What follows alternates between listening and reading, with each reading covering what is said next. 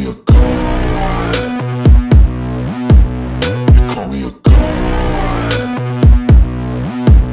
You call me a god. You call me a god. Let's go. I'm about to go off like a weapon. Fuel to the top, got a filled up engine. In my thoughts, obsession. I will not stop, no, I'm never second guessing. I got a God complex. Haters love to hate, but I never feel pressed. Got a lot on my plate, but I never get stressed. I'll take all the... 본격적으로 글로벌한 얘기를 좀 드리도록 하겠습니다. 이게 뭐 매우 복잡한 얘기인데 얘기를 잘 들어보시면은 와 그럴듯하다 뭐 이런 생각이 좀 드실 거예요. 자, 오늘 이런 일이 벌어졌어요. 속보로 여러분들이 다 보셨을 텐데 이 대통령 미국 한국인 구금 사태 신속 해결 총력 대응을 하겠다. 국민권익 대미 투자기업 경제활동 부당 침해 안 된다. 오늘 정부에서 또 긴급 대책 회의를 개최를 했습니다. 조현 외교부 장관 현재 475명이 구금이 돼 있는데 이 중에서 한국인이 300명이 넘는다.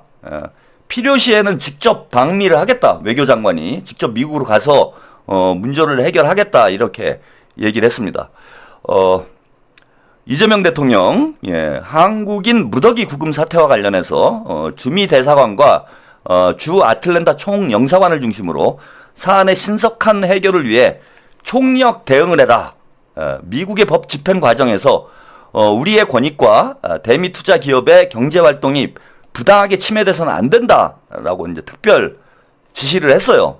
그래서 조지아주에 있는 요즘 아주 진짜 족가구들 있네요, 진짜. 한국에서는 아주 조국이 날리고, 미국에서는 조지아가 날리고, 여기는 아주 그냥 조져버리고 있네. 아주 조가 문제예요. 자, 이러니까 조까지 않을 수가 없지. 조지아주 현대자동차그룹 LG에너지솔루션 공장에서 미국의 이민 당국이 단속을 벌였는데 우르사님 짜사 동접자 넘버원 감사드립니다. 이제 300명이 넘게 지금 구금이 된 체포가 된 상태다. 그래서 미국 이민세관 단속국과 국토안보국 등이 조지아주 서베나에 위치한 현대차 LG에너지솔루션의 합작 배터리 공장에서 대대적인 불법 체류자 단속을 벌였다. 미 주류 담배 총포 담당국 아틀랜타 지부는 X 공식 계정에 올린 글에서 오늘 그죠? 국토안보수사국, 이민세관 단속국, 마약 단속국, 조지아주 순찰대 등과 함께 조지아주 브라이언 카운티에 있는 현대차 자동차 배터리 공장 건설 현장에 대규모 이민 단속 작전을 벌였다. 라면서 이런 사진을 올렸어요. 지금 여기에 우리가 미국에 투자를 해달라고 트럼프가 그렇게 요청을 해가지고 그래서 이제 투자를 해주기로 했더니 그 공장을 만들고 있는 건설 현장을 불법 이민자가 아니 건설 현장에 누가 불법 이민을 합니까? 그러니까 우리 이 분들은 제가 볼 때는 미국 현지에서 현대차 와 그다음에 LG 에너지 솔루션 이 현지 공장을 건설하고 있는 우리 한국인 근로자들, 한국인 노동자분들은 대부분이 관리직의 위치에 있을 거예요. 그러니까 밑에 있는 말단 그 노동자들, 근로자들은 현지에서 아마 충당을 할 거고 한국인들 같은 경우에는 대부분 관리직으로 갔을 거야. 거기에 불법으로 가가지고 현대자동차에 채용돼가지고 그 현장에서 한국인이 일용 노동자 수준의 이런 그 노동을 할 이유가 있습니까? 제가 볼 때는 대부분 그 관리자의 위치에 있는 이런 위치에 있는 노동자들이 들어가가지고 그죠? 현장을 지휘하고 있는 이런 역할을 하고 있는 것이 분명할 텐데 그리고 자 이게 외교적으로 저는 문제가 된다고 하는 게 뭐냐면은 어쨌건 얼마 전에 한미 정상회담을 해서 우리 측에 트럼프가 투자를 좀 해달라 요청을 했잖아 미국에서. 그래서 우리가 투자를 하겠다 그랬잖아. 현대자동차에서 1,000억 투자를 하겠다.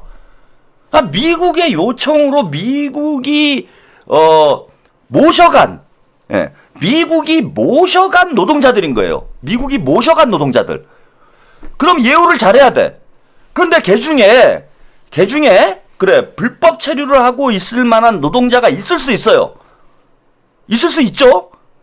그러면은 우리 측에 통보를 해줘야 돼요. 먼저 단속을 나가기 전에 야, 니 지금 우리가 첩보가 들어왔는데 현대자동차 조지아 그 현지 건설 현장에 불법 체류한 한국인과 노동자들이 많다라는 얘기를 우리가 들었다. 그러면은 한국 쪽에서 좀 확인해 볼 수 있지 않냐? 이렇게 사전 통보를 해주는 거예요. 그러면 우리도 조치를 취하겠지.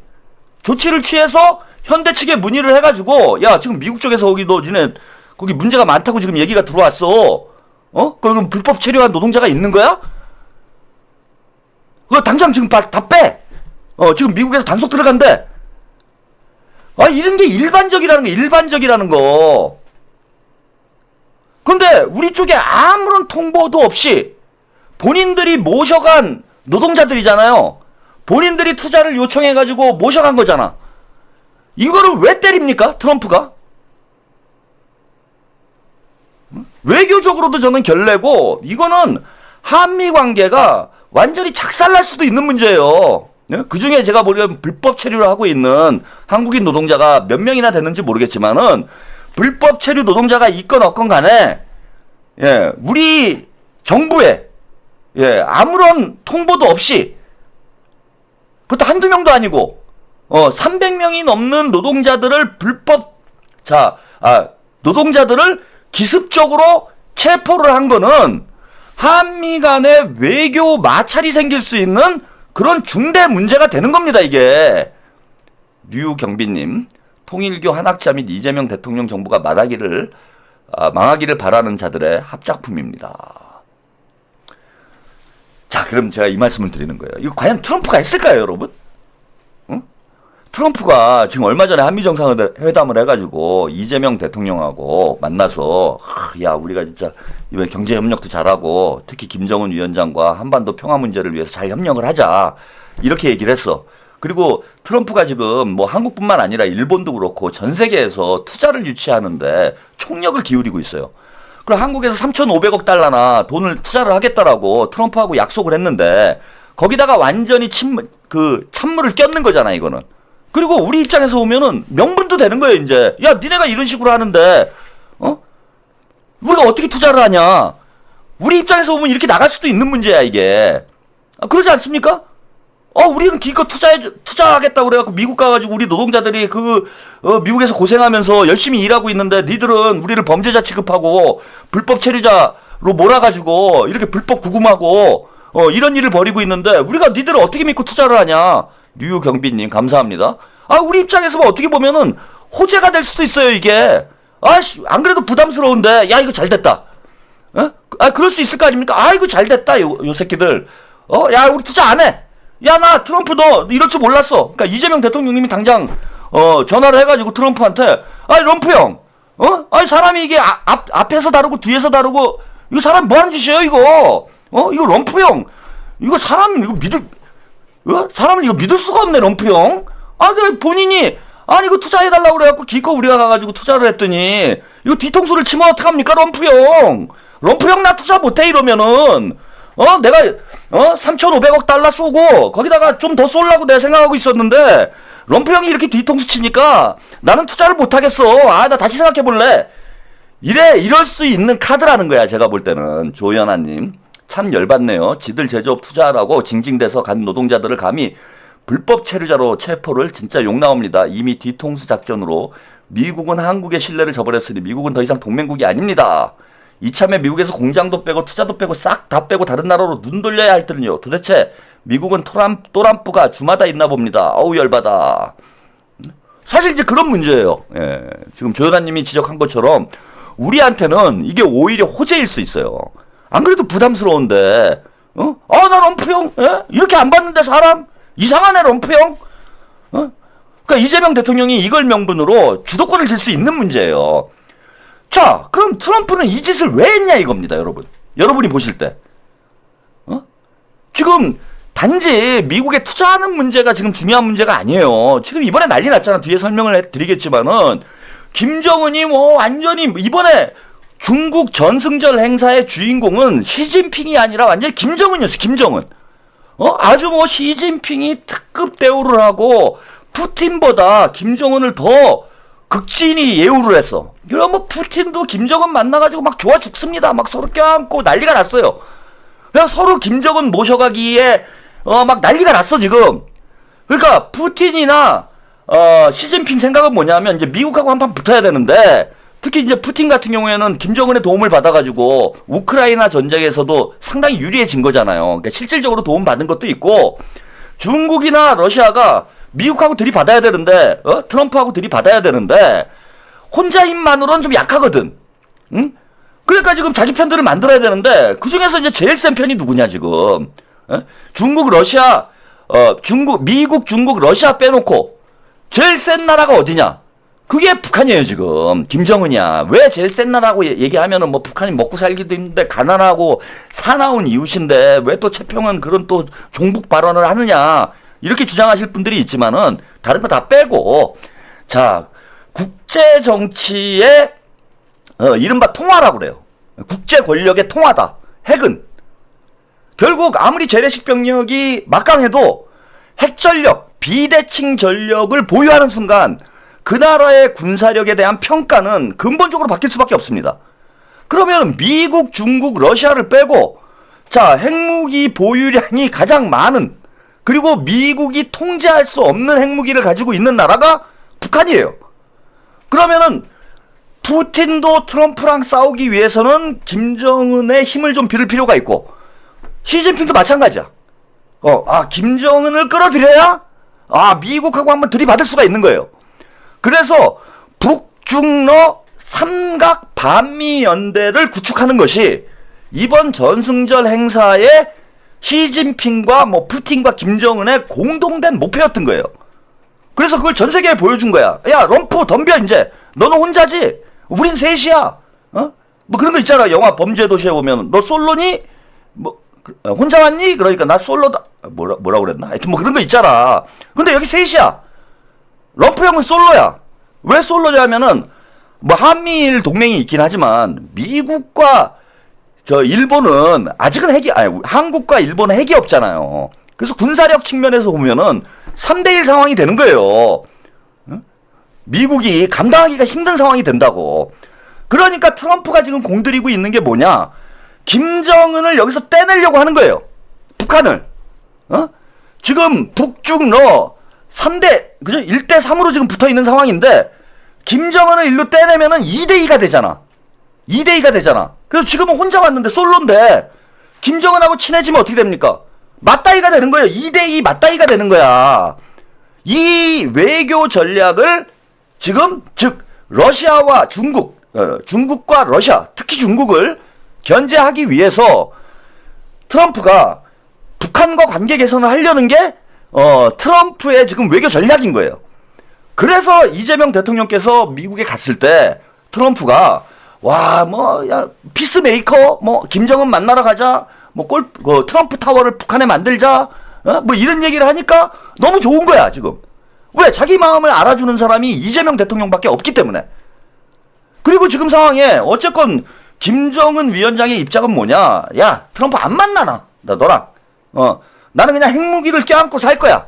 그리고 너 없어도 돼, 이제. 봐봐. 진핑이 형도 나 좋아하지.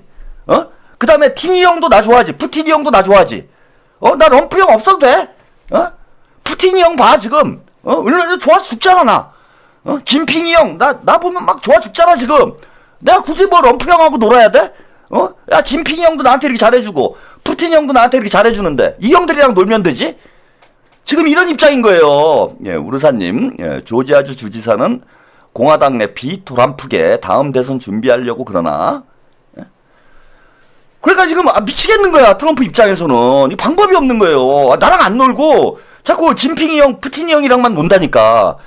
그러니까 자, 그 형제잖아 우리는. 이재명 대통령. 어찌 보면 이제 김정은 위원장의 형인 거죠. 나이로 봐도 그렇고 형인 거잖아 이재명 대통령이. 그러니까 이제 형한테 다리를 놔달라고 하는 거예요. 근데 옛날에 싸웠어, 우리가. 형제들 간에도 싸움 많이 하잖아. 그래갖고 이제 같은 이제 이재명, 김정은이 같은 집안인데, 야, 싸움을 오래전에 아주 크게 집안 싸움이 나가지고, 야, 우리 다시는 보지 말자. 예, 이렇게 된 거야 지금. 그래가지고 이제 야, 따로따로 남남이야. 이렇게 살고 있는데 호적상은 아직은 형제인 거야. 그러니까 누굽니까? 트럼프가 볼 때는 야, 니는 그래도 호적상 형제잖아. 에이, 설마 형을 버리겠냐? 갖고 우리 재명이 형이 좀 우리 정훈이 좀 달래봐. 이렇게 된 거란 말이에요 지금. 달래가지고 좀 다리 좀 놔봐. 재명이 형. 럼프 형이 이제 그런 거예요. 아, 재명이 형은 그래도 김정은이랑 형이잖아, 형. 한 핏줄이잖아. 그래서 우리 안 만나겠다고 저러는데, 아니 설마 형이 찾아갔는데도 그 문전박대 하겠어? 그럼 가서 만나고 나하고 좀 다리 좀 놔줘. 사이는 안 좋지만 그래도 피는 물보다 진하다는데 호적상 형제인데 어떻게 좀 해결 좀 해봐. 이렇게 된 게 한미 정상회담이에요. 그래서 뭐 투자 문제도 중요하고 뭐 경제 문제, 뭐 관세 문제도 중요하고 여러 가지 중요한 이슈들이 있지만은 트럼프나 이재명 대통령 입장에서 이번 한미 정상회담에서 가장 중요한 의제는 뭐였느냐? 북미 남북 관계를 어떻게 개선할 것인가? 이런 문제였고, 즉 김정은 위원장과 만나자. 이게 핵심 의제였어요. 이 문제와 관련해서 트럼프 대통령과 이재명 대통령이 완전한 의견 일치를 이룬 거예요. 완전한 의견 일치를 이뤘어. 뭐 심지어는 트럼프가 이재명 대통령한테 야, 우리 중국에 가서 시진핑 같이 만나자. 이런 얘기도 하고, 언제 김정은 위원장을 만날 거냐라고 물어보니까 뭐 빠르면 빠를수록 좋다. 올해 안에 만날 수도 있다. 뭐 이런 얘기를 했잖아. 그래서 트럼프 머릿속에는 지금 평양에 트럼프 월드 만드는 거밖에 없어요. 머릿속에. 그거밖에 꽉 들어차 있는 상황이야. 이런 상황에 한국 기업을 불법 체류자를 체포를 해서 이 판을 다 뒤엎는다고? 예? 이 판을 다 뒤엎는다고 트럼프가? 지금 김정은 만나는 게 트럼프한테는 가장 중요한 일인데, 예. 김정은을 만날 수 있는 유일한 끈이라고 할 수 있는 이재명 대통령, 한국 정부하고 완전히 외교 관계를 망칠 수 있는 이런 짓을, 그리고 그 중에 뭐 불법 체류하시는 분들이 뭐 몇 분이나 있는지는 제가 잘 모르겠어요. 그런 어리석은 짓을 트럼프가 한다고요? 제가 볼 때 결코 있을 수 없는 일입니다. 자, 이와 관련해서 트럼프가 우리 기자들에게 언급한 내용 함께 영상 보고 가시겠습니다. The security guarantees aspect of that. It's not easy to get them out because of the liberal system that we're working with in many cases, not in all cases. Great. And then on the Hyundai incident in Georgia with the arrest of some workers, construction workers at the plant, have you heard any feedback from Hyundai? I just heard about that a little while before the news conference, and I would say that they were illegal aliens, and ICE was just doing its job. But I know nothing about the instance. It happened a little while ago. Okay? There has been some pushback on that, though, from South Korea already, and of course, they pledged to invest $150 billion in the U.S. and they were just here, last week. Are you concerned? Well, and at they all? have the right to sell cars and things in our country. It's not like a one-sided deal. Are you concerned at all about, your immigration agenda potentially clashing with these economic goals?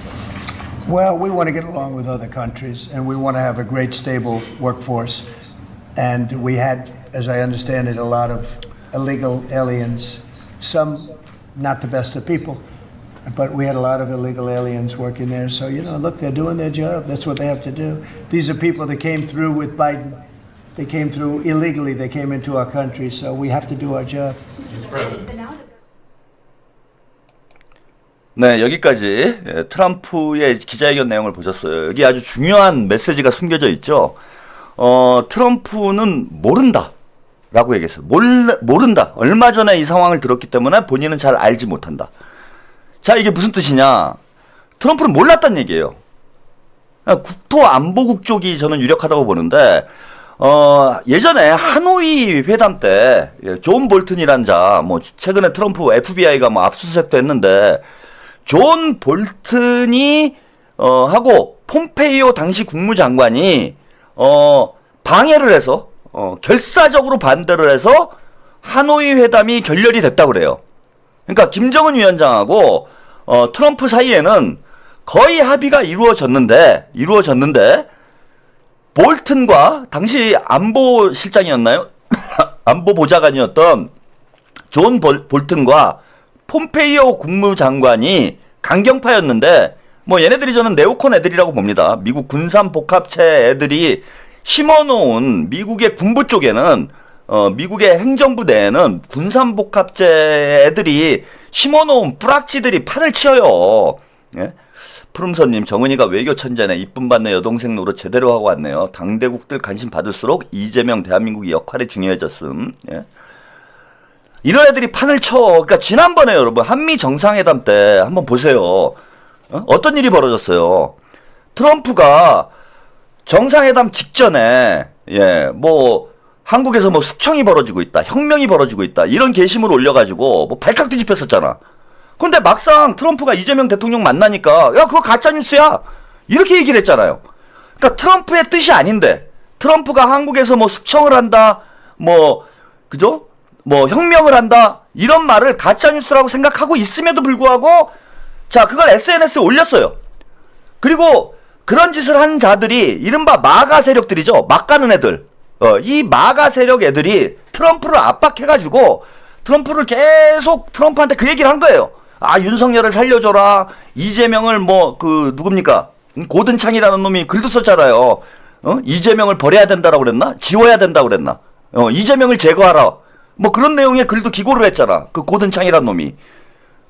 한국의 그 극우 세력들하고 연결돼 있는 미국의 마가 세력들이 지난 한미 정상회담에도 자 윤석열 이슈를 쟁점화 시켜가지고 한미 정상회담을 깨놓으려고 그랬어요.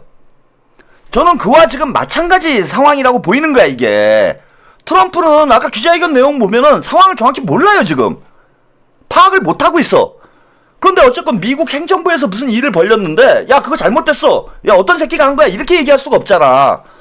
대통령 입장에서는 미국 이민 당국이 불법 체류자를 체포를 했다는데 거기에 한국인 노동자가 많다고 그래서 야 너 이민국 애들이 왜 불법을 저질러? 니들이 왜 한국하고 우리 관계를 이간질해? 이렇게 얘기할 수는 없는 거예요.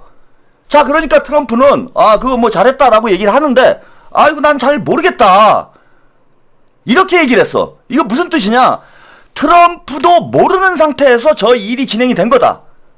그리고 아까 국토안보국 여기 보시죠.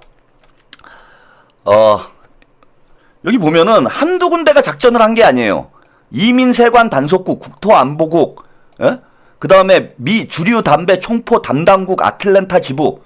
자 여러 부서 이민 단속국만 들어간 게 아니에요 지금. 자 국토안보 수사국, 자 주류 담배 총포 담당국. 여러 기관들을 공동 작전을 한 것으로 확인이 돼. 그러면은 적어도 이 세 기관, 여기에 마약 단속국까지 들어갔네요. 마약 단속국이니까 4개지. 이 4개 기관을 함께 움직일 수 있는 위치에 있는 자가 했다는 거예요. 제가 볼 때는 국토안보국에서 벌린 일이 아닌가 봅니다. 국토안보국.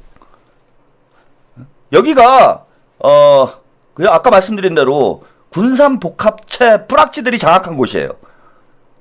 자, 지금 이제 제일 북한과 미국, 남과 북이 대화가 시작이 돼서 종전협정이 체결이 되고 평화협정이 체결이 되면은 가장 이걸 반대할 세력이 누굽니까? 미국에서. 군산복합체잖아요. 군수업자들. 한반도에 종전협상이 됐어. 평화협정이 체결됐어. 그러면 한국에다 무기 팔아먹을 수 있습니까? 이번에 한미 정상회담 하면서도 트럼프가 요구한 것 중에 하나가 그거잖아요. 한국의 국방비를 GDP 5%까지 올려라. GDP 5% 올리면은 그 올린 5%로 결국은 미국 무기 사는 거 아닙니까? 미국 군산복합체, 미국 군수업자들 배를 불려주는 거예요. 그래 미국에서도 유럽에서도 삥 뜯고 일본에서도 삥 뜯고 한국에서도 삥 뜯어가지고 무기 팔아먹는 겁니다 결국은. 근데 얘네들이 야 중국하고도 미국이 중국하고도 잘 지내, 러시아하고도 잘 지내, 북한하고도 잘 지내 트럼프가. 이런 일을 추진을 하게 되면은 당장 자기들 밥줄이 끊기는 겁니다. 자, 이걸 깨놓기 위해서 한미 정상회담을 시작 때부터 방해를 했어요. 시작 때부터 방해한 거예요. 이 마가 세력들이 그냥 한국에 있는 전환길이가 좀 제발 좀 어떻게 해주세요. 윤석열 좀 살려주세요. 이렇게 로비를 해가지고 고든창이니 모순탄이니 이런 애들이 이런 짓을 하는 게 아니라 이런 놈들이 자 마가 뭐 이런 놈들이 결국은 어디에서 돈을 받느냐? 군수, 예? 보잉이니 카알라일이니 예? 그런 데들 있잖아요. 예? 하도 오래돼서 이름도 까먹었네. 미국의 하여튼 로키드 마틴이니 이런 군수업자들한테 로비 자금을 받는 거야. 뒷돈을 받아. 그리고 미국은 이런 로비 자금 주고 뒷돈 주는 게 불법이 아니에요. 그럼 얘네들이 군수업자들의 이익을 대변해서 백악관에서 워싱턴에서 로비 활동을 하고 다니는 거예요. 근데 로비를 국내에서만 하느냐? 실제 무기를 구입하는 건 한국이기 때문에 한국에서도 로비를 하고 일본에서도 로비를 하고 유럽에 가서도 하는 거예요. 그래서 미국 무기를 많이 팔아먹을 수 있는 길을 열어주는 게 이 고든창과 모스탄 이런 놈들 마가 세력이 하고 있는 짓거리야. 그래서 이재명 대통령과 트럼프가 만나면 이것들이 결국은 김정은 위원장과의 정상회담 문제를 협의할 걸 알고 있었어요. 그러니까 이걸 막기 위해서 자 윤석열 이슈를 끌어내가지고 가짜뉴스로 흔들어 놓으려고 했던 거야. 한미 정상회담을 처음부터 흔들어 놓으려고 한 겁니다. 그런데 트럼프도 현명하게 문제를 풀었고 왜? 처음부터 야 이거 가짜뉴스야? 나 가짜뉴스인지 아니까 이재명 대통령님 너무 걱정하지 마세요. 신경 쓰지 말아라. 이 얘기로 이재명 대통령을 안심시켰고 또 이재명 대통령은 오로지 야 김정은과 평양 갑시다. 이 얘기만 계속 한 거예요. 그래서 한미 정상회담을 통해서 평양으로 갈 수 있는 물꼬를 텄어. 자, 그러니까 얘네들 군산복합체 입장에서는 큰일 난 거죠, 지금. 큰일 난 거지. 그리고 이번에 그 중국 전승절 행사에서 김정은이 막 대접받는 거 이런 거 다 봤잖아. 자, 이 판을 깨야 된다. 이런 의도를 가지고 이런 일을 벌인 게 아니냐. 자, 제가 왜 그렇게 추정을 하는 또 결정적인 증거가 있습니다. 이거 보세요. 오늘 미국의 뉴욕 타임즈에서 이런 보도가 나왔어요. 6년 전에 북한 침투, 트럼프 금시 초문, 반드시 직접 승인 필요. 뉴욕 타임스 기자 라디오 인터뷰에서 인질사태 핵전쟁 불을 위험 탓, 트럼프 처음 들어 선거, 바이든 정부가 인지해서 국회에 보고를 했다. 그래서 뉴욕 타임스 기자가 트럼프가 지난번 그러니까 2019년에 트럼프 일기 때 미군 특수부대를 북한에 침투시켰다는 얘기예요. 2019년에 트럼프가 지시를 해가지고 미국 특수부대를 북한에 침투를 시켰다. 그래서 뉴욕 타임스 국가안보 담당 데이비 필립스 기자 공영 라디오 NPR과의 인터뷰에서 북한 침투 작전과 관련해서 반드시 대통령이 직접 승인을 해야 했다. 그 작전은 극도로 어렵고 복잡했다.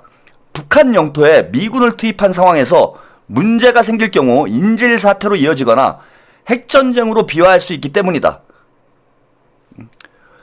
그래서 트럼프 행정부가 2019년 김정은 국무위원장을 도청하기 위해서 미 해군 특수부대 중에서도 최정예 실 6팀을 북한 해안에 침투시켰는데 민간인을 태운 선박이 나타나서 실패를 했다. 당시 특수부대는 발각 가능성을 우려해 길이 4m가량의 작은 선박에 탄 민간인 두세 명을 전부 사살한 뒤 철수를 했다라고 보도를 했습니다. 자, 트럼프 대통령 이와 관련해서 확인해 볼 수도 있지만 난 아무것도 모른다. 지금 처음 듣는다. 자, 이런 보도가 나오게 되면 저런 일이 있었는지 없었는지는 잘 일단 모르겠습니다. 근데 2019년이니까 있었을 가능성도 있어요. 제가 볼 때는 하노이 회담이 이제 실패한 이후에 이런 일을 트럼프가 추진했을 수도 있습니다. 근데 타이밍이에요. 문제는 이 보도가 왜 지금 나옵니까? 트럼프가 김정은을 만나겠다라고 이재명 대통령과 약속을 한 이 시점에, 그 다음에 중국의 전승절 행사가 끝나서 북중러가 반미연대를 구축했다라는 이런 보도가 나온 시점에, 우르사님 깜빡하고 좋아요 안 누르신 분은 한 번씩만 누릅시다. 사랑해요. 이 시점에 왜 이런 보도가 나올까요, 여러분? 트럼프가 김정은을 뭐 도청하려고 했는지 죽이려고 했는지, 어쨌건 이 보도의 결과는 김정은과 트럼프를 이간질하는 지금 보도가 나오는 거잖아요. 김정은과 트럼프를 이간질하는 거잖아. 안 그래도 지금 김정은이 뭐 트럼프를 만날까 말까 이런 고민 중에 있었는데, 고민에 있는데, 이런 보도, 이 특수부대를 투입을 해가지고 북한 주민을 2-3명을 죽였고, 김정은을 도청하려고 했고, 뭐 도청만 하려고 했겠습니까? 죽이려고도 했겠죠? 이런 작전을 트럼프가 했다고? 그럼 김정은 위원장 입장에서는 이런 보도를 보면 어떤 생각이 들까요? 야, 이거 트럼프 못 믿겠네? 이거 트럼프 믿을 사람이 아니네? 이거 뒤통수 치는 사람이네? 앞에서는 뭐 피스메이커를 하겠다라고 막 이래놓고, 뒤에 가가지고는 특수부대를 침투시켜가지고, 나를 죽이려고 하고, 이런 사람하고 내가 어떻게 대화를 해? 이런 생각이 안 들까요? 자, 이걸 노린 보도라는 거예요. 저런 정보라면은 제가 볼 때는 완전히 뭐 초 1급 정보죠. 특급 정보예요. 자, 저 YT 뉴욕타임스 기자는 저런 1급 비밀, 초특급 비밀이지. 이걸 어디서 취재를 했을까요, 여러분? 제가 볼 때는 바이든 쪽에서 취재를 했어요.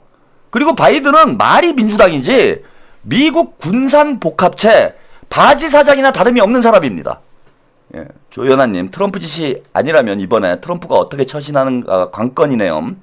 근데 트럼프가 예전부터 이민자 추방을 심각하게 추진하긴 했으니까 트럼프 짓이라고 생각하는 사람들이 많을 듯요. 서로 이간질을 하는 거예요, 이게. 조연아님. 자, 김정은과 트럼프를 이간질시켰어요, 지금. 6년 전에 너 죽이려고 했어. 근데 이 뉴욕타임스 기자는 주진우랑 똑같은 거야. 주진우가 BBK 뭐 이런 거 특종 어디서 받아왔어요, 특종을. 윤석열하고 윤석열 패밀리한테 받은 거 아니야. 그래가지고 무슨 무슨 기자 됐잖아. 응? 다 윤석열 검찰 캐비넷에서 그 받아쓰기 해가지고 쓴 게 주진우 특종이잖아요. 그게 이제 다 확인된 거잖아. 김건희한테 받아쓰고, 윤석열한테 받아쓰고, 한동훈이한테 받아쓰고, 그래가지고 뭐 스타 기자 된 거잖아. 자, 검찰에서 주진우한테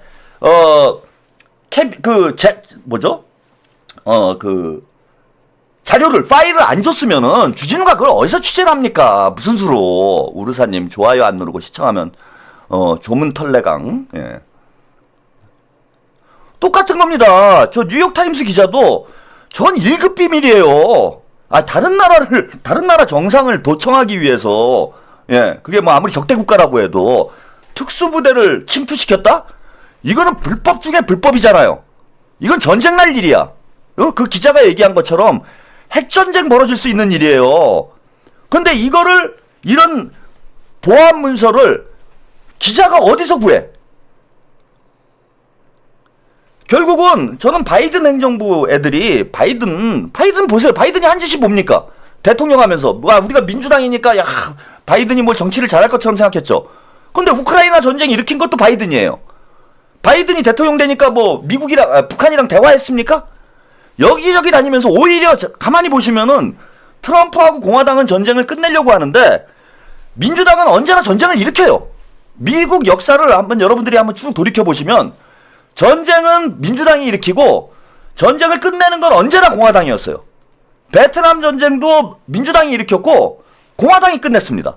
케네디가 일으키고 닉슨이 끝냈어요. 그 유명한 닉슨이. 그래서 우리가 참 오해하는 게 이름이 같으니까 우리나라 민주당하고 미국 민주당이 여러분들이 뭐 비슷하다 생각하시는 분들이 있는데 그렇지 않아요. 그래서 바이든이 임기 내내 한 짓이냐고는 여기저기 돌아다니면서 전쟁 일으킨 것밖에 없습니다. 전쟁을 왜 일으키겠습니까? 군산복합체 돈벌이 시켜주는 거 아니에요. 그러니까 군산복합체 한마디로 영업사원 바지 사장이 바이든이에요. 얘네 쪽에서 흘리지 않고서는 이런 기밀을 어떻게 뉴욕타임스 기자가 취재를 합니까? 그 SSK님, 정확하네요. 문신의 완전. 그러니까 미국의 문재인, 바이든. 우리 겪어봐서 알잖아. 미국의 문재인 딱 그렇게 보시면 돼요. 겉은 번드르르한데 실제로 하는 짓은 기득권 세력의 바지사장 노릇만 했잖아. 개혁을 반대하는 이런 역할만 했잖아요. 이건 미국의 그 무슨 책이죠? 책 이름을 까먹었네. 미국의 이제 유명한 정치인이 뭐 그런 책도 썼어요. 민주당이 완전히 뭐 그런 군산복합체, 기득권 세력에 포섭돼 있다라는. 그래서 지금 이 두 사건을 여러분들이 연결해서 보시면 그림이 보이는 거예요. 연결해서 보시면. 자, 저런 그 무슨 뭐 미국 특수부대가 김정은 도청하려고 그랬다. 이런 보도가 나와가지고 트럼프와 김정은을 이간질하는 거고. 그 다음에 한국 노동자들 뜬금없이 한국 노동자들이 무슨 거기 불법 체류할 사람 몇 명이나 있다고 300명을 체포를 해갑니까? 300명을 체포를 해가지고 이재명 대통령과 트럼프를 갈라치기 하는 거예요. 이거야말로 갈라치기야. 응? 그래서 우리 정부에서도 냉정하게 대처를 해야 됩니다, 지금. 그리고 뭐 이재명 대통령님이 지금 트럼프하고 아마 통화를 했을 거예요, 제가 볼 땐. 그리고 트럼프 대통령이 저는 해명을 했을 거다. 그리고 뭐 조치를 취하지 않겠나 이렇게 보입니다. 그래서 지금 이것들은 그 아까 한미 정상회담 직전에 극우 세력들이 트럼프 로비를 해가지고 SNS에다 뭐 이상한 글을 올리게 만든 것과 비슷한 문제고 이거는 갈라치기다. 갈라치기다 이렇게 보시면 돼요. 자, 그러면은 자, 왜 갑자기 이렇게 갈라치기를 하느냐? 이것도 우리가 지금 주목해서 봐야 된다. 갈라치기를 하는 이유가 있다. 중국에서 전승절 행사가 끝났는데 자, 중국, 러시아, 북한이 완전히 하나가 돼가지고 막 똘똘 뭉쳐서 저러고 다니는데 굳이 김정은 위원장과 트럼프가 만날 가능성이 높을까요? 이재명 대통령과 김정은 위원장이 만날 가능성이 높을까요? 안 그래 보이잖아요. 지금 김정은 위원장은 아주 진핑이 형하고 푸틴이 형하고 완전히 R36이 돼가지고 똘똘 뭉쳤잖아. 트럼프 없어도 될 것 같잖아. 그리고 지금 분위기는 김정은 위원장이 트럼프 대통령을 만날 가능성이 없어 보이는 분위기예요. 그리고 이재명 대통령 이번에 우원식 의장이 갔는데 그건 뒤에 말씀을 드리겠지만은 뭐 별 성과가 없는 것처럼 보이잖아. 그런데 왜 갑자기 갈라치기 들어오지? 자, 갈라치기가 들어오는 이유는 만날 때가 됐다는 거예요. 자, 요거는 여러분들이 이제 다 지난 영상이긴 한데 영상 몇 가지 이번에 전승절 행사가 어떤 의미가 있었는지 그리고 이거 한반도 정세에 어떤 영향을 미치게 될지를 제가 집중적으로 분석해 드리기 위해서 전승절 행사 영상 몇 가지를 함께 보시고 가겠습니다. 공뉴스입니다.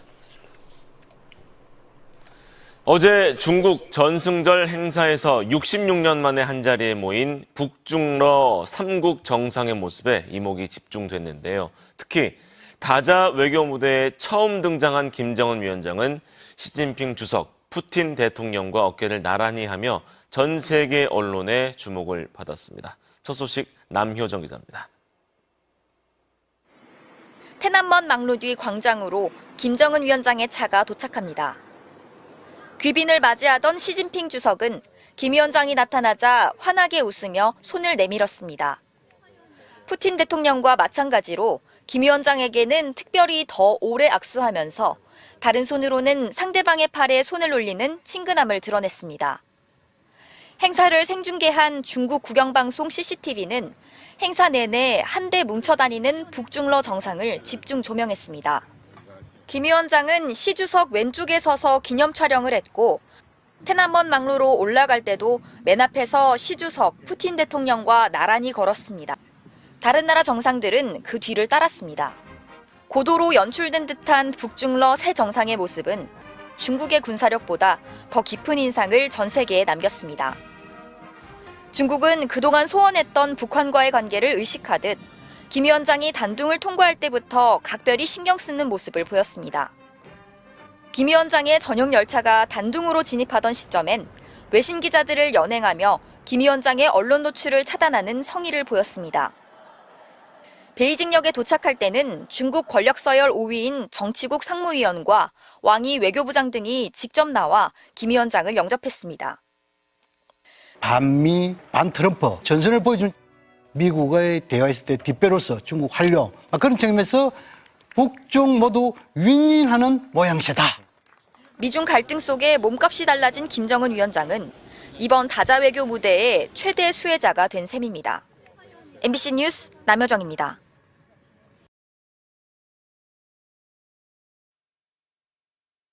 네, 여기까지 일단 영상을 보셨습니다. 이건 뭐 하도 보도가 많이 된 내용이라 뭐 제가 세밀하게 분석해 드릴 필요는 없고, 한마디로 말씀을 드리면은 김정은이 푸틴보다 더 중국에서는 환대를 받았다. 예.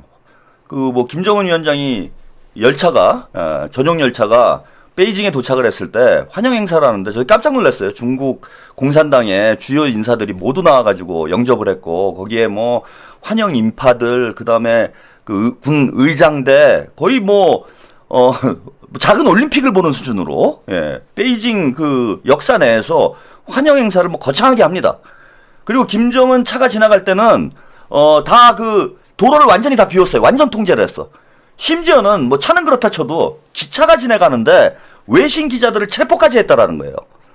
그리고 이번에 이제 뒤에 또 나오겠지만은 시진핑 주석이 유일하게 만찬 회담을 한 사람이 김정은 위원장입니다. 그래서 의전 서열상 보면은 푸틴이 1번, 그 다음에 의전 서열 2위가 김정은 위원장, 김정은처럼 보였는데, 실제 중국 측에서 영접을 하거나 대접을 하는 모습을 보면은 김정은 위원장이 1번, 그 다음에 푸틴이 2번이었어요. 그만큼 중국은 북한에 대해서 공을 들이고 있다. 예? 이게 여러분 삼국지 생각하시면 돼. 삼국지 그 적벽대전 있잖아요. 적벽대전. 예? 이제 그 뭡니까? 그 삼국지가 위촉오인가요? 예, 세 나라가 있었잖아. 위촉오 세 나라가 있는데 그 조조가 이끄는 위나라가 이제 제일 셌잖아. 그러니까 이제 총나라는 그때 아주 뭐 별별 일 없을 때고, 오나라가 이제 저 위나라가 치고 들어오니까 야 이거 이대로 가면 우리가 다 죽는다 싶어가지고 총나라랑 둘이 이제 힘을 합쳐가지고 적벽대전에서 승리를 해가지고 천하 삼분지계가 되잖아요. 천하 삼분지계. 뭐 나름대로의 이제 일시적인 평화가 오는 거지. 지금 상황이 그래요. 에? 일종의 삼국시대야. 중국, 러시아, 미국이 서로 21세기는 우리가 주도를 해야 돼. 그러면서 뭐 치열하게 경쟁을 하고 있어. 에? 미국하고 러시아는 한판 붙은 상황이고요. 우크라이나에서 한판 붙었고, 그 다음에 중국과 미국은 경제 전쟁으로 이미 한판 붙고 있는 상황이에요. 이렇게 세 나라가 지금 치열하게 싸우고 있는데, 여기에 변수가 되는 게 작지만 핵무기를 가지고 있는 이 북한이란 나라가 어느 쪽으로 기우는가에 따라서 세력 균형이 무너질 수 있는 겁니다. 지금 구도는. 북한이 중국 쪽과 가까워지면은 중국 쪽에 무게중심이 실리는 거고, 북한이 러시아 쪽에 가까워지면 러시아 쪽에 무게중심이 쏠리는 거고, 북한이 미국 쪽과 가까워지면 미국의 패권체제가 조금 더 지속이 될 수 있는, 미국이 즉 중국보다 좀 더 우위에서 국제 정치를 이끌어 나갈 수 있는 위치에 쓰는 거예요. 자, 그래서 지금 세계 정치 21세기 삼국지의 가장 큰 변수는 누구냐 하면, 삼국지는 세 나라지만은 결국은 북한, 김정은 혹은 이재명, 한반도, 한국과 북한, 남북한을 누가 끌고 가느냐에 지금 싸움이라는 거야. 이거에 따라서 21세기 판도가 바뀐다는 겁니다. 그 단지 뭐 김정은 위원장이 핵무기가 있어가지고 중국에 저렇게 대접하겠어요? 저 핵무기 많은 거야. 뭐 러시아가 더 많지. 그럼 러시아 푸틴을 더 대접해야지. 그래서 지금 북한의 몸값이 완전히 지금 치솟고 있는, 그리고 이거는 저희가 인정을 해야 된다고 봐요. 김정은 위원장이 외교를 잘하는 거예요. 자, 외교를 어떻게 하면 러시아한테 붙는 척했어, 작년까지. 그렇잖아. 막 러시아에 파병하고, 야, 우리는 전략적 동반자다. 우리는 혈맹이다. 막 러시아하고 막 붙는 척해요. 그러니까 중국이 몸이 다는 거야. 저 북한이 러시아로 가네? 그러니까 중국이 이전에는 한국 쪽에 좀 가까웠어요. 예? 그랬잖아. 중국이 그 외교 전략이 약간 뭐 등거리 외교긴 하지만은, 과거에 북한과 중국의 혈맹 관계를 고려를 하면은 중국이 한국과 남한과 북한 사이에, 남북 사이에서 뭔가 중간에 위치하는 게 북한 입장에서는 기분 나쁠 수 있어. 그런데 중국은 중간에 위치하면서 양쪽에서 이득을 보겠다라는 이런 전략으로 갔어요. 그래 북한이 삐졌지, 김정은이. 그러니까 삐지니까 러시아한테 붙어버린 거예요. 그러니까 중국이 볼 때는 지금 어차피 한국하고도 관계도 안 좋고 미국하고는 막 싸움이 났는데 결국은 한국은 미국한테 붙을 거고 우리가 한국하고 잘 가봐야 남는 게 없네 지금. 그리고 북한하고 러시아하고 가까워지면은 본인들이 고립되네. 중국 입장에서 보면 완전히 고립되는 거잖아요. 중국하고 러시아도 무슨 뭐 지금 좋은 관계가 현재는 유지되고 있지만은 어쨌건 경쟁 국가예요. 경쟁 국가. 그래서 러시아가 커지면은 중국은 양쪽으로 이제 협공을 당하는 상황이 돼요. 러시아와 미국 양쪽에서 협공을 당하는 이런 형국이 돼버린다. 중국이 외교적으로 고립되는 이런 양상이 될 수밖에 없기 때문에 어떻게든 북한을 러시아보다는 우리 편으로 끌고 와야 된다. 이런 생각을 하고 있는 거죠. 그러니까 저렇게 대접을 하는 겁니다. 푸름선님, 최평님, 제가 평가한 김정은 외교 잘한다고 한 말 안 읽어줬어요. 제가 다 읽어드릴 수가 없어요. 지나갈 때도 많습니다. 지금 그런 상황으로 가고 있는 거다. 그러니까 김정은 위원장의 몸값이 치솟을 수밖에 없는 거죠. 치솟을 수밖에 없다. 자, 영상 하나 더 보고 가겠습니다. 푸틴은 또 어떤 마음인지. 지금 시진핑은 이제 저렇게 김정은 위원장을 아주 극진히 대접을 했는데 푸틴은 또 김정은 위원장과에 대해서 어떻게 생각을 하고 있는지 이 영상도 한번 보고 가겠습니다. 북한으로 돌아가기 위해 전용 열차를 타는 김정은 국무위원장. 4박 5일 방중 기간 내내 최고 대우를 받았습니다. 중국 공산당 서열 5위가 김 위원장을 마중 나오며 첫날부터 예우했고 전승절 열병식에선 푸틴 러시아 대통령과 김 위원장이 시진핑 중국 주석 바로 옆자리에 섰습니다. 시 주석 양옆은 의전 서열상 가장 높은 자리입니다. 북중러 최고 지도자가 66년 만에 한자리에 있는 상징적 장면도 연출했습니다. 어제 열린 북중 정상회담에서는 두 정상이 함께 식사를 했습니다. 이번 중국 전승절 기념식엔 26개국 정상들이 참석했는데 시 주석이 단독으로 식사를 한 해외 정상은 김 위원장이 유일합니다. 북중 정상회담은 2019년 6월 시 주석의 방북 이후 6년여 만. 김 위원장을 향한 파격 대우는 최근 소원했던 북중 관계 전면 회복의 상징이란 분석도 나옵니다. 네, 제가 영상을 이걸 먼저 보여드리는 게 맞는 것 같네요. 중국에서 이제 파격 대우를 했다. 이게 뭐 제가 소설 쓰는 얘기가 아니고 뭐 JTBC, 그러니까 레거시 미디어에서도 지금 이렇게 분석을 하고 있어요. 중국에서 그야말로 극진한 대우를 했다. 이런 걸 이제 다시 한번 확인해드리는 이 영상을 한번 보셨고요. 자, 그럼 러시아 푸틴은 어땠나? 이것도 함께 보고 가겠습니다.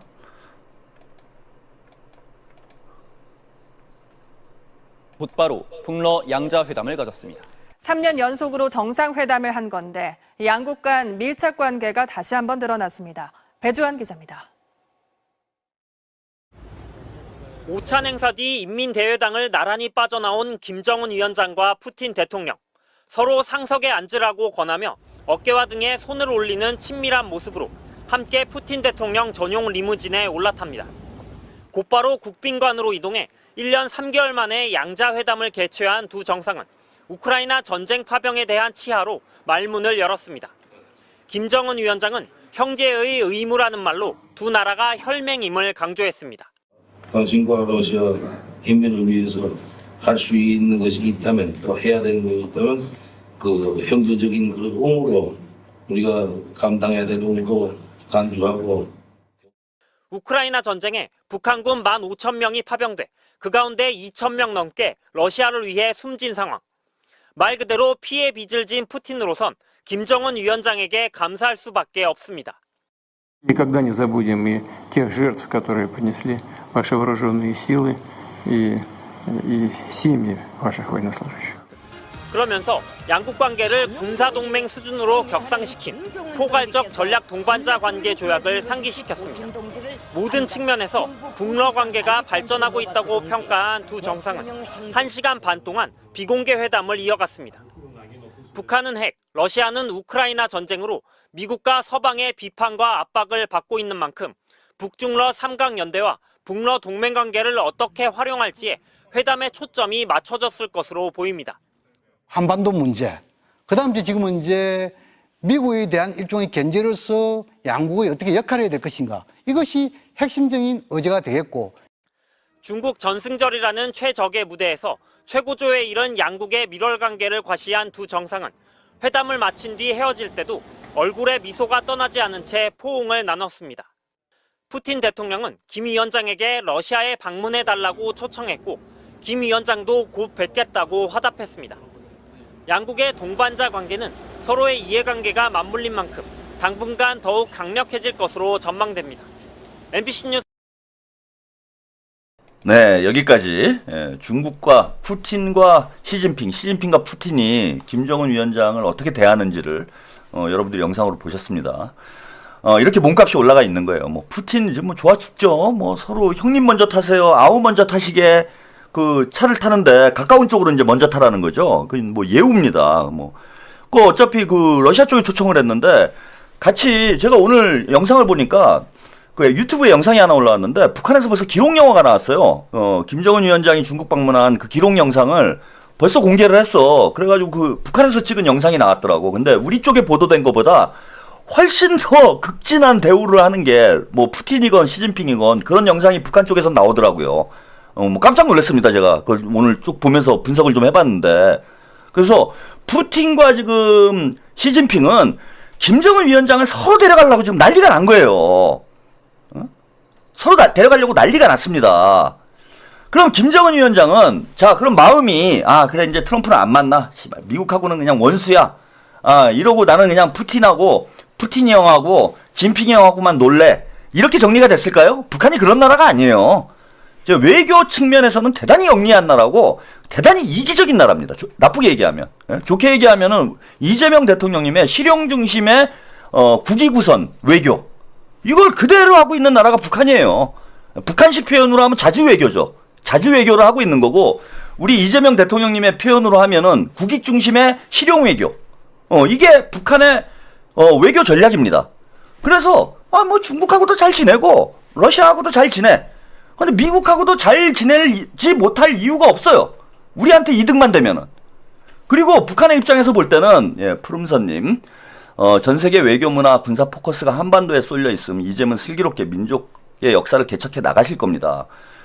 그리고 그 김정은 위원장 입장에서 보면은 그 푸틴이나 시진핑하고 잘 지내는 것도 이제 대단히 좋지만은 실익을 따지면은 미국과 잘 지내는 게 제일 좋아요. 미국과 잘 지내야 경제 발전하는데 큰 도움이 돼. 중국하고 러시아는 뭐 그동안 나쁘게 지낸 건 아니잖아.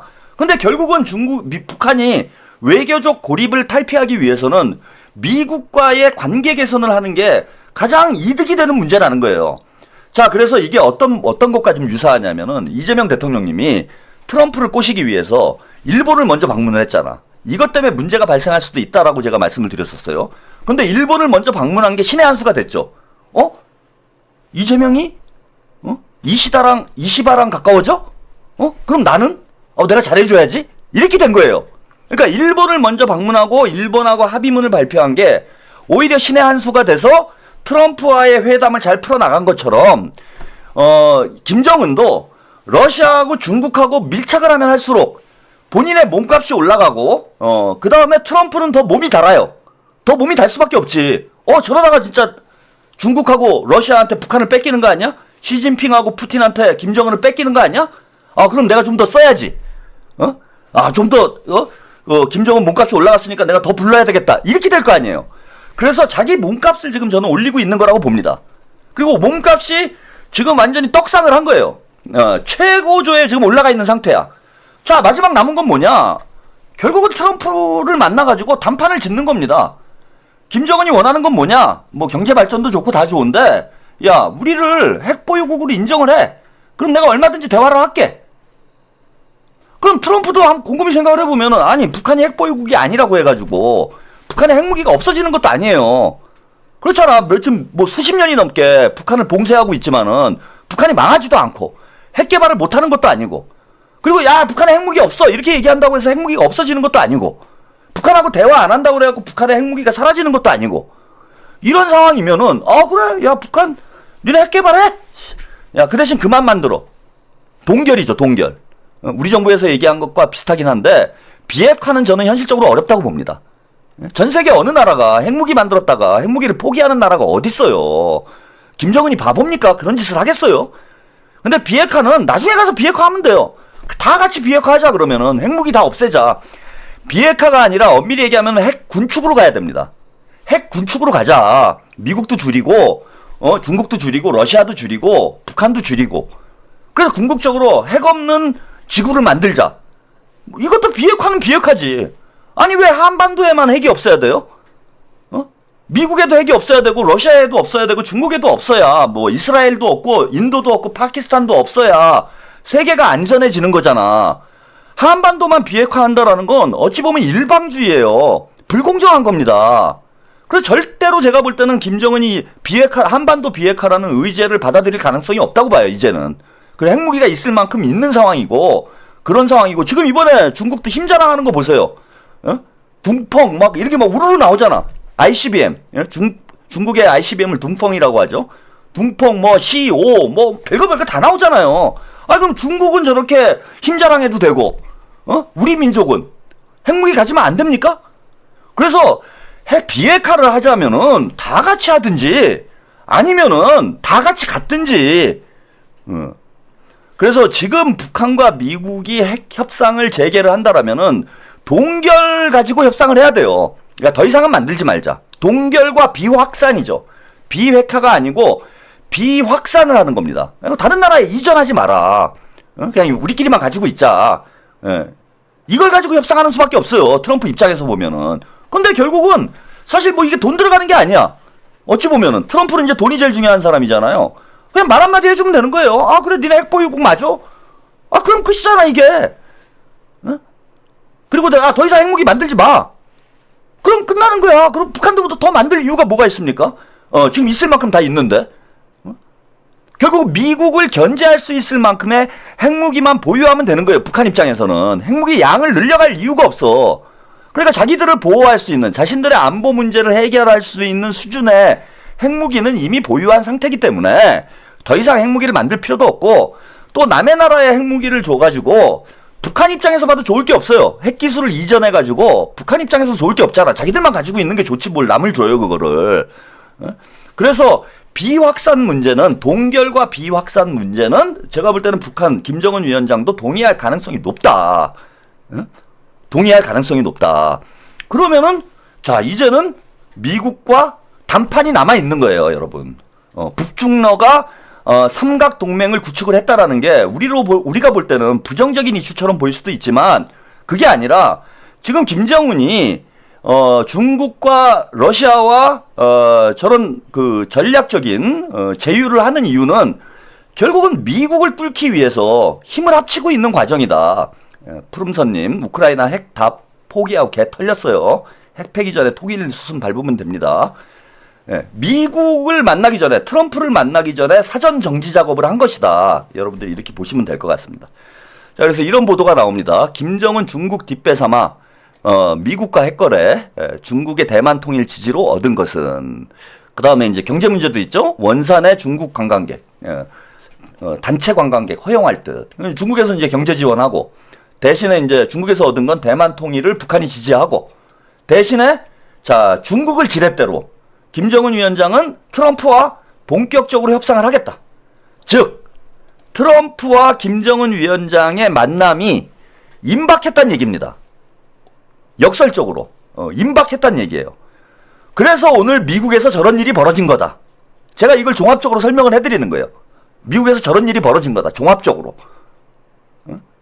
자, 트럼프와 김정은의 만남이 임박했기 때문에 미국 내부에 있는 반대 세력들, 주로 뭐 네오콘, 군산복합체, 마가, 이런 애들은 말 그대로 막아야 되는 거예요. 이거를 막아야 지들 한반도는 그야말로 호구예요. 봉이야, 봉. 70년 동안 전쟁을 하면서 미국 무기를 우리가 수없이 사들였어. 호갱이야, 호갱. 한마디로 우리가. 그런데 북한하고 미국하고 종전협상을 하고 평화협정을 맺고 이렇게 되면 그 70년 동안 빨아먹던 호갱이 사라지는 겁니다. 호갱이 사라져요. 이걸 그냥 놔두겠어요? 자, 이걸 갈라치기 위해서 오늘 뭐 이민자 단속을 하고 그 다음에 뭐 트럼프가 특수부대를 보냈느니 이런 뉴스를 퍼뜨리고 하는 거다.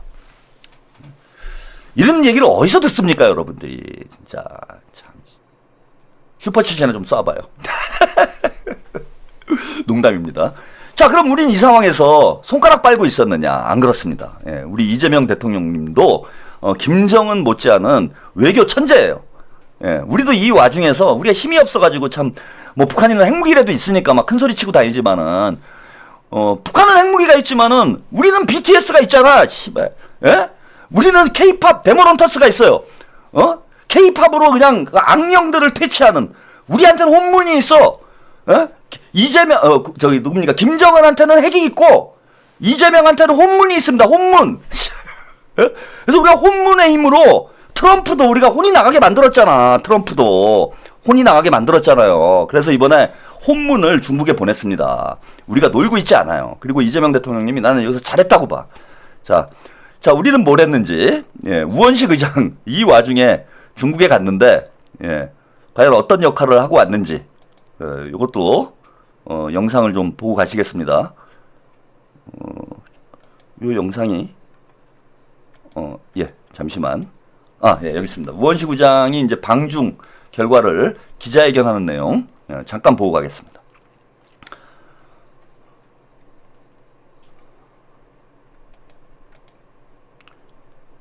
네, 영상 준비가 조금 걸리네요. 예. 있습니다. 네, 여러분들이 염려해 주신 덕분에 잘 다녀왔습니다. 뭐 질문 있으시면 질문하시죠. 원래 목표로 했던 한중 관계의 협력의 증진을 위해서 성과가 좀 있었던 것 같고요. 새로운 계기가 마련된 거 아닌가 하는 생각을 갖고요. 한반도 평화 문제에 있어서도 의외의 성과를 좀 낸 거 아닌가 하는 생각을 갖습니다. 김정은 위원장님과 만난 과정을 상세하게 설명 좀.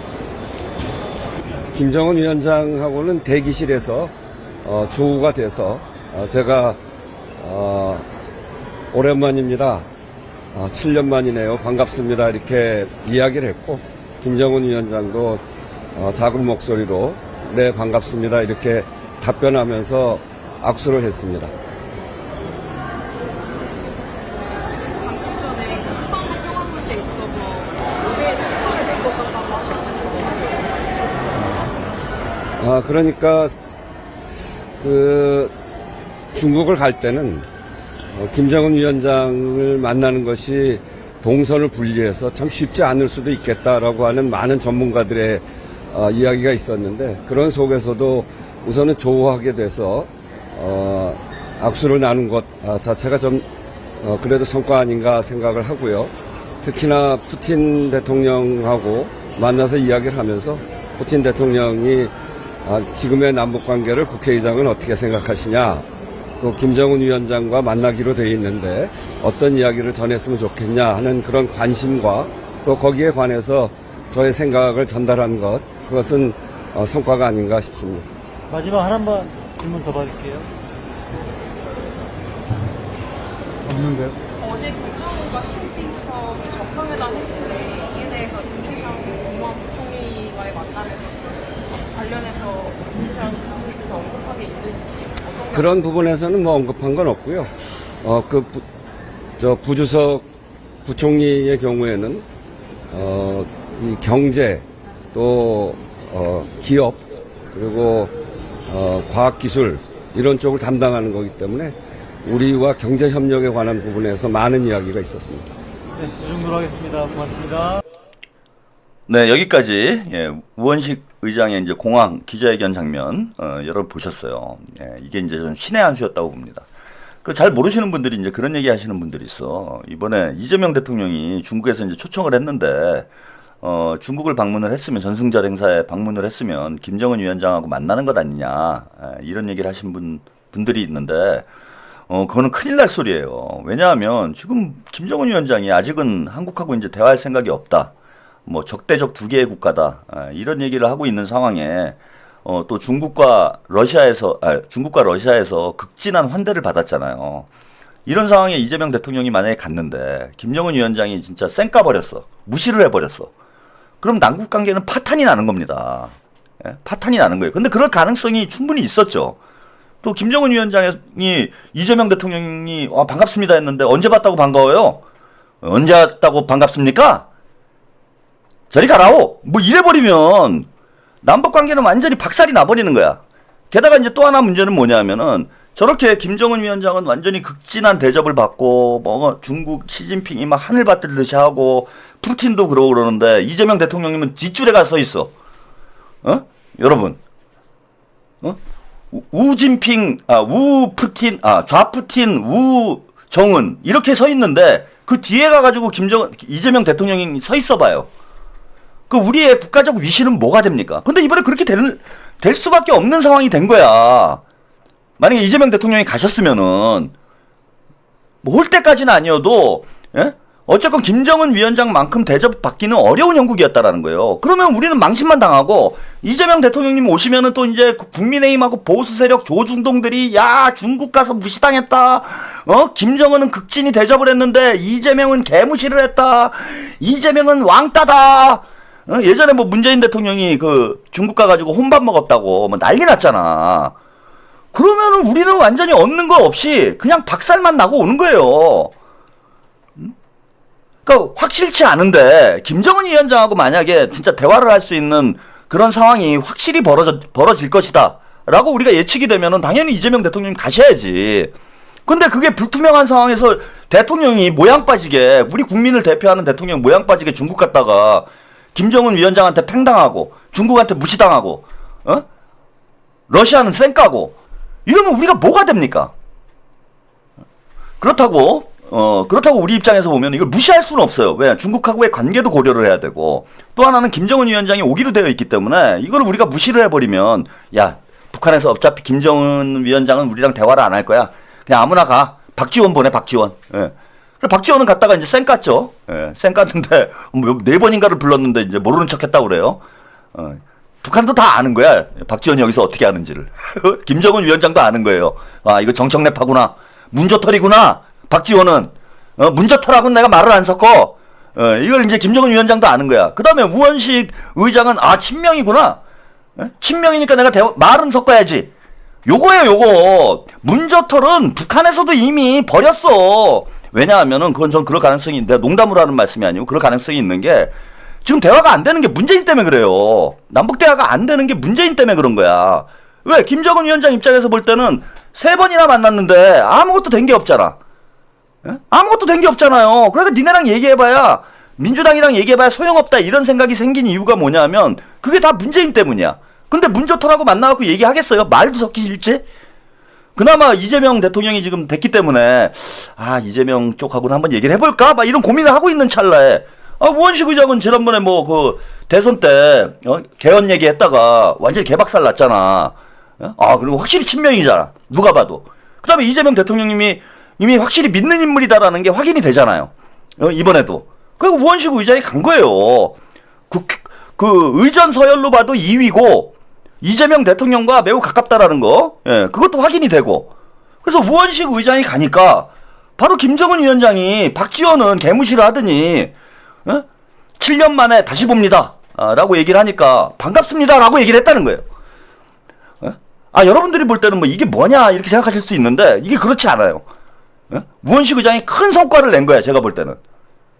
그러니까 말을 섞었잖아. 절대 니네랑 말도 안 섞겠다 그랬는데 북한에서 계속 뭐 김여정이 다 말을 내고 막 그래가지고 이제 남쪽하고는 니네 남조선이라고도 안 하고 우리가 그냥 대한민국이라고 할게. 그리고 니네는 우리 남남이야. 그리고 니네랑 말도 안 섞어. 대화 꿈도 꾸지 마. 이러고 있는 상황이었는데 북한의 최고 지도자가 대한민국의 의전서열 2위를 만나가지고 반갑다고 했잖아. 악수도 했대요. 그죠? 우원식 의장이 그 얘기하잖아. 악수도 했다. 반갑잖아. 이제 친한 거잖아. 적대적이지는 않다는 거예요. 이제 이게 외교적 성과라는 거야. 남북 관계를 북한에서는 적대적으로 인식하고 있었는데 우원식 의장이 가가지고 그 적대 관계를 해소한 거예요. 적대 관계를 해소했다. 이런 데서 첫 번째 큰 성과가 있다. 이재명 대통령의 신의 한 수였다. 이게 하나 있고, 그거보다 이제 더 중요한 얘기가 있어요. 푸틴 대통령을 우원식 의장이 만났다고 그러죠. 근데 푸틴 대통령이 그런 얘기를 했어요. 김정은 위원장한테 뭐 전달할 말이 없느냐.